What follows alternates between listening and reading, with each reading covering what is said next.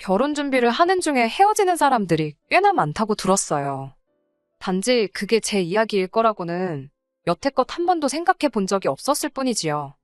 세상에 단점 없는 사람이 어디 있겠어요. 어지간한 일이라면 긴 시간 연애해온 만큼 몰랐던 사실이라도 제가 묻고 넘어가겠는데, 이건 제가 남자친구랑 결혼을 하는 건지 예비 신우자리랑 결혼을 하는 건지 싶을 정도로 헷갈려서 결국엔 결단을 내렸습니다. 진작에 저희 어머니 말을 들었다면 적어도 결혼 준비를 시작한 몇 달 안 되는 시간이나마 낭비하지는 않았을 텐데, 제가 뭐가 잘났다고 무슨 고집을 그렇게 부렸나 싶어요. 어른들 말 들어서 손해볼 게 없다는 게 무조건 맞는 말은 아니겠지만 괜히 있는 말이 아니라는 생각을 갖게 되었습니다. 결혼까지 생각했던 남자친구와는 인연이라는 길다면 길고 짧다면 짧은 시간을 연애했습니다.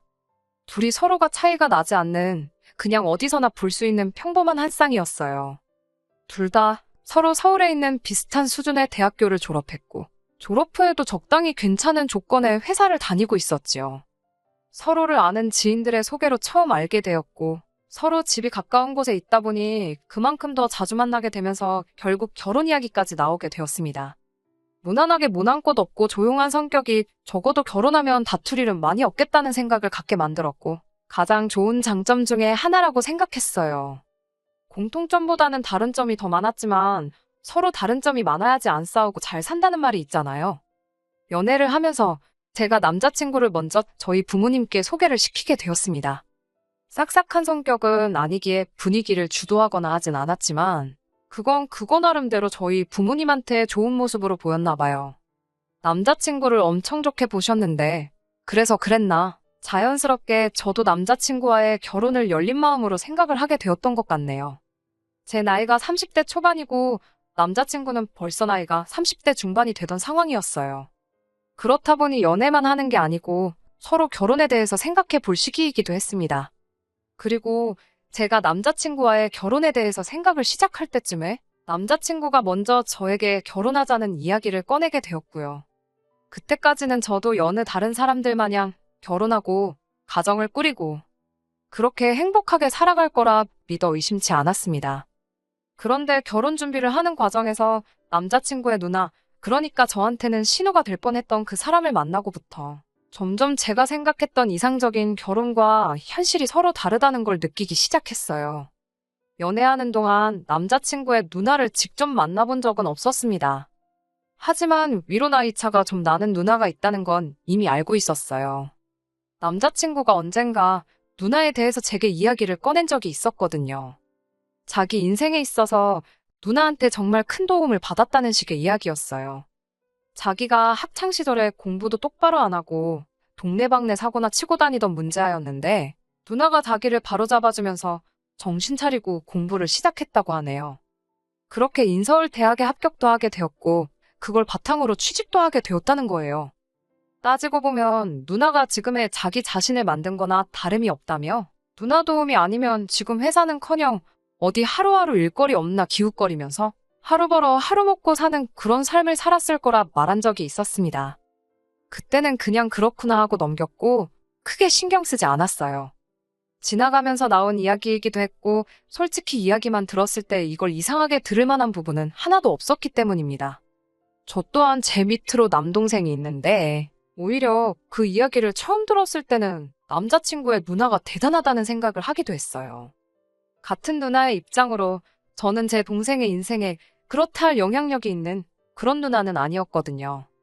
물론 남자친구와 남자친구 누나는 10살 가까이 터울이 있고 저랑 제 남동생은 고작 2살 차이밖에 나지 않기에 서로를 비교하기에는 조금 어폐가 있긴 하지만 아무튼 간에 그렇게 남자친구 누나에 대해서 한 번 이야기를 들은 게 전부였지. 실제로 만날 기회는 연애하는 동안 한 번도 없었어요. 남자친구도 굳이 저를 누나에게 소개시키려 하지 않았고요. 그렇기 때문에 그때까진 제 신우가 될 수도 있던 사람이 그 정도로 정신이 나간 사람이라는 걸 알 수 없었습니다. 결혼 허락을 받으러 처음 남자친구 집에 갔을 때도 남자친구의 누나는 일이 바쁘다는 이유로 만나질 못했었거든요. 그래도 그날에는 남자친구 부모님이 저를 워낙 괜찮게 보셔서 하루빨리 날짜를 잡느니 하자는 그런 이야기가 오고 가곤 했어요. 말씀드렸다시피 저는 벌써 부모님께 남자친구를 소개를 시켰었고 두 분도 남자친구를 사윗감으로 좋게 보고 계셨기에 결혼 허락을 받는 과정이 어려운 부분은 하나도 없었습니다. 양가에서 서로 사위될 사람과 며느리 될 사람을 저렇게 마음에 들어하니 더 두고 볼 것도 없었는데 거기서 제가 생각도 못한 사람이 하나 나타나게 되었으니 그게 바로 남자친구의 누나였어요. 남자친구의 누나를 처음 만나게 된 건 양가 상견례 자리에서였습니다. 제 동생은 따로 참석하지는 않았지만 남자친구의 누나가 이번에는 참석을 했거든요. 가족의 일원인데 그 자리에 동석을 한 게 이상하거나 잘못되었다거나 생각하지는 않았어요. 오히려 하는 것도 없으면서 자리가 불편할 것 같다고 불참한 제 동생이 원망스러웠지요. 심지어 처음엔 결혼 전에 남자친구의 누나를 한 번이라도 만나서 다행이라 생각했습니다. 인상도 평범했고 누나가 동생을 엄청 챙기는구나 싶은 느낌 정도밖에 받지 못했어요. 그런데 상견례 자리가 끝나고 집에 돌아와서 저희 어머니께서 표정이 많이 심란해 보이시더라고요. 그러더니 저한테 심각한 표정으로 하시는 말씀이 이 결혼을 다시 생각해보면 어떻겠냐는 충격적인 말을 하시더라고요. 누구보다 제 남자친구를 마음에 들어하셨고 농담처럼 사위라고 부를 때도 있던 분이셨는데 상견례 자리에서 양가 어른들끼리 의견 충돌이 있던 것도 아닌데 갑자기 어머니께서 저러시니 저도 많이 놀랐어요. 어머니께 방금 상견례 마치고 왔는데 그게 무슨 말씀이시냐 물었어요. 어머니께서 하시는 말씀이 오늘 쭉 보아하니 신우자리가 아주 보통이 아닐 것 같다고 하시더군요. 제가 그 누나를 이길 수 있을 것 같지는 않고 결혼하고 나면 그로 인해 고생문이 열릴 게 훤히 보여서 그런다는 거예요. 저는 솔직히 그때 그 순간에는 어머니가 갑자기 왜 저러시나 싶었습니다. 이야기 다 끝난 상황에 결혼을 뒤집어 엎어야 한다고 말씀하시는 게 말이에요. 게다가 제가 봤을 땐 그런 느낌은 전혀 없었고 평범하게 우애 깊은 남매의 모습처럼밖에 보이질 않았었거든요. 누나가 동생 챙기고 동생이 누나 챙기고 귀찮다고 안 나온 제 동생하고 비교해보면 얼마나 보기 좋은 모습 아니냐고 어머니 말에 대들었었지요. 그랬더니 어머니께서 저에게 말하시기를 어머니께서 살아온 세월이 몇 년인데 웬만한 사람들 딱 보면 안다고 하시면서 걱정이 돼서 그런다 하시더라고요. 다른 사람 일도 아니고 니네 큰고모가 딱 그런 신우였다고 하시면서요. 저희 친가 쪽, 그러니까 저희 할머니께서 아들 욕심이 있으셔서 아버지 위로 누나가 4명이나 있어요. 아버지 위로 큰아버지도 계시긴 하는데 아들 하나 잘못되면 어쩌냐며 두 번째 아들을 봐야 한다고 해서 그렇게 된 거래요. 아무튼 덕분에 어머니께서는 졸지에 4명의 시누에게서 시집살이를 당하셨다고 해요. 그런데 당시 아버지는 어머니한테 시집살이가 다 그런 거 아니겠냐며 너가 참아라 하는 식으로 따로 중간 역할을 안 해주셨다 합니다. 그도 그럴 게 큰고모와 아버지가 터울이 많이 나서 큰고모가 아버지를 업어 키우다시피 했대요. 그러니 당시 아버지는 큰고모의 말을 거역할 수 없던 상황이었고 그런데 그 피해는 고스란히 저희 어머니가 받으셨던 거예요. 할아버지, 할머니 돌아가시고 나서부터는 큰고모가 저희 부모님한테 키워준 값을 내놓으라며 매달 생활비 100만 원씩 보내라고까지 해서 그제서야 아버지가 정신 차리고 큰고모와는 연을 끊고 지내고 있어요. 아무튼 그것 때문에 아직도 저희 어머니는 큰고모 이야기만 나오면 치를 떠시는데 어머니 말씀은 큰고모가 딱 그 짝이라고 하시면서 당신이 보낸 고된 시간을 딸인 제가 똑같이 받을까봐 걱정이 된다 하시대요. 남자친구가 순한 성격에 싫은 소리 하나 못하는 성격인데 과연지 누나랑 제가 문제가 생겼을 때 딱 부러지게 중간 역할도 못할 것 같고 저희 아버지 마냥 누나 뜻에 따르자 네가 참아라 할 것 같다고 하시더라고요. 아직 결혼 날짜를 잡은 것도 아닌데 더 늦기 전에 무르는 게 좋지 않겠냐고 하시길래 제가 요즘 이때가 어느 땐데 신우 시집살이 이야기를 하시냐고. 세상이 많이 변했다고 걱정 붙들어 매라고 말을 제가 딱 잘라버렸어요. 걱정하시는 어머니를 뒤로하고 저는 저대로 다시 결혼 준비에 집중을 하기 시작했습니다. 어쨌든 인생에 단 한 번 있는 결혼식인데 소중한 기억이었으면 싶어서 실수 없이 잘 준비하고 싶었어요. 제가 회사에서 하는 일이 연관이 되어 있기 때문에 여태까지 들어간 비용부터 앞으로 들어갈 비용까지 결혼식에 관련한 모든 걸 꼼꼼히 정리해 표로 만들어 놓았습니다. 아낄 수 있는 곳은 아끼고 욕심 부릴 곳은 욕심 좀 내려고 했어요. 남는 건 사진밖에 없다잖아요. 그래서 웨딩 촬영이나 본식 촬영 부분에 예산을 넉넉하게 잡았어요. 그러면서 자연스럽게 스드메 쪽에도 비용이 평균보다는 조금 더 들어가게 되었지요. 하지만 그렇다고 해서 그게 막 몇 천만 원 단위로 더 들어가는 것도 아니고 몇십만 원 차이밖에 나지 않았어요. 남자친구도 자기는 이런 거 잘 모른다며 저보고 알아서 잘 준비하라고 말을 했는데 제가 정리해놓은 표를 보여주고 며칠 지나지 않아서 갑자기 결혼식 비용에 대해서 길게 할 말이 있다고 저를 불러내더라고요. 그런데 그 자리에 나가보니 다른 사람도 아니고 남자친구의 누나가 그 자리에 같이 앉아 있었어요. 남자친구의 말은 겸사겸사라고 상견례 때 말고는 누나를 따로 소개시켜준 적이 없지 않았냐며 이참에 누나랑 인사도 시키고 그러려고 불렀다 하대요. 그때부터 촉이 안 좋긴 했는데 역시나 안 좋은 예감이 틀리는 법이 없더라고요. 남자친구의 누나가 제가 남자친구한테 보내줬던 예산을 정리해놓은 표를 들이밀면서 옳게 될 사람이 씀씀이가 아주 보통이 아닌 것 같아. 신우되는 사람으로 그냥 두고 볼 수가 없어서 한마디 하러 나왔다는 말을 하더라고요. 그때 문득 어머니께서 제게 걱정되었다고 하신 그 말이 떠올라서 아차 싶었습니다. 그리고 제가 준비한 예산을 두고 주저리 꼬투리를 잡기 시작하더라고요. 웨딩홀 식사는 미리 먹어봤느냐 하는 사소한 잔소리로 시작해서 본격적으로 시비를 걸어오기 시작했어요. 저도 여기저기 알아봤고 결혼식 비용에 신혼여행까지 포함해 2천이면 평균적인 비용이라고 알고 있었는데 돈을 물쓰듯이 쓰네 어쩌네 하면서 내 결혼식인데도 마치 자기가 결혼하는 것 마냥 이것도 잘 알아본 것 맞냐 저건 너무 비싼 거 아니냐 하면서 자기 말만 들으면 결혼식 비용을 반으로 줄여주겠다니 어쩌니 허세를 다 부리더라고요. 결혼식 영상이니 웨딩 사진이니 결혼하고 나서 아이라도 태어나보라고 그런 거 보면서 추억에 잠길 여유 같은 게 없는 것이 현실이라면서 쓸데없는 데다가 거금을 쓰지 말라더라고요. 시간을 돌릴 수가 있으면 자기는 웨딩 사진부터 생략하겠다나 어쩐다나요.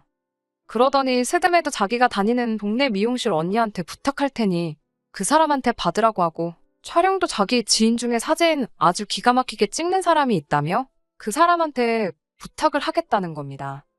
돈 아끼는 것도 좋지만 각자 분야에 프로페셔널들이 있고 저도 다 알아보고 진행한 건데 뭐 저렇게 감노하라, 배노하라 하는 건지.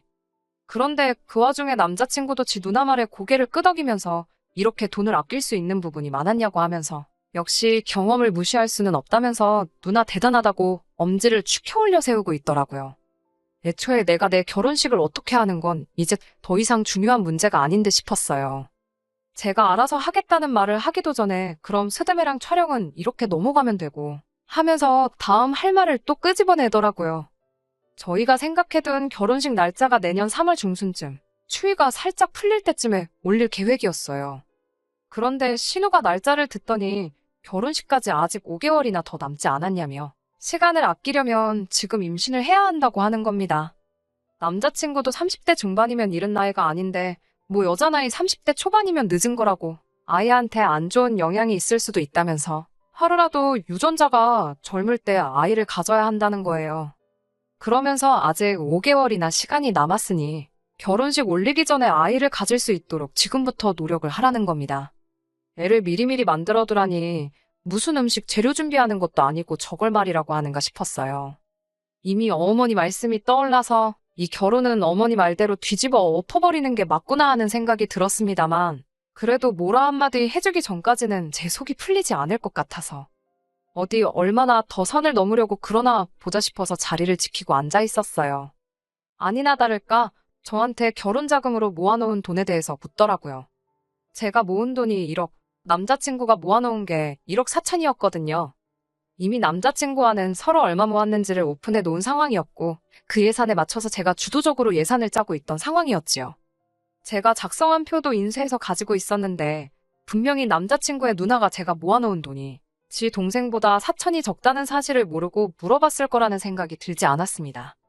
아니나 다를까 결혼식 비용으로 돈을 저렇게 흥청망청 써제끼는데 모아놓은 돈이 많을 리가 없지 그러면서 저를 앞에다 두고 제 흉을 보더라고요. 결혼 후에는 얼마나 낭비가 심할지 눈에 보인다고 하면서 참으로 걱정이라는 거예요. 결혼 전이랑 후는 완전히 다른 거라면서 지금 쓰듯이 돈 써버릇하면 거짓골을 피하지 못할 거라는 겁니다. 그러면서 올케가 잘 모르는 것 같아서 그러는데 현실을 깨우칠 때까지 내가 돈을 관리해줄게. 이러는 겁니다.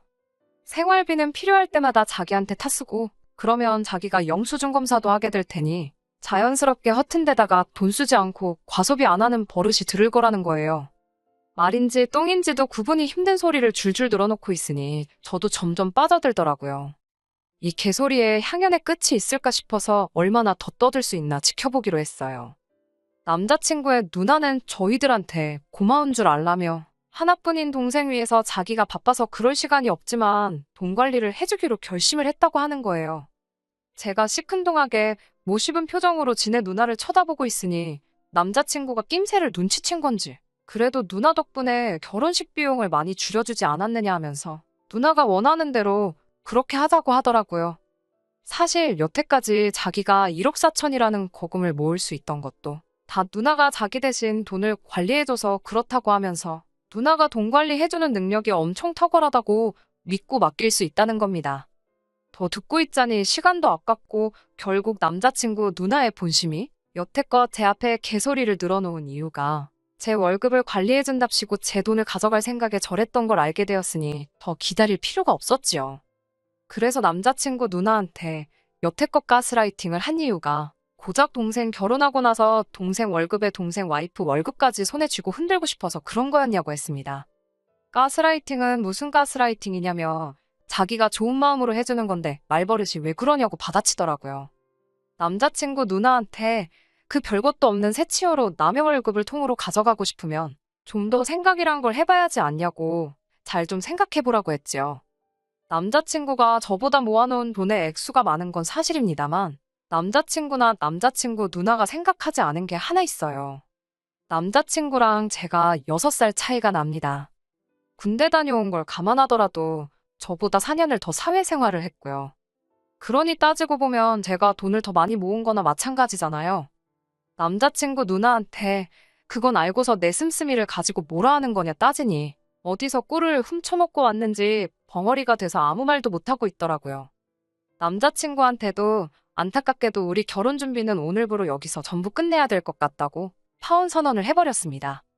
한마디 더 덧붙여서 남자친구에게 가만 보니 내가 니네 누나보다 돈 관리도 훨씬 잘하는 것 같은데 니네 누나한테 맡길 거면 내가 수수료 조금만 가져갈 테니 나한테 맡기는 게 어떻겠냐 말했어요. 남자친구는 많이 혼란스러운 표정이었습니다.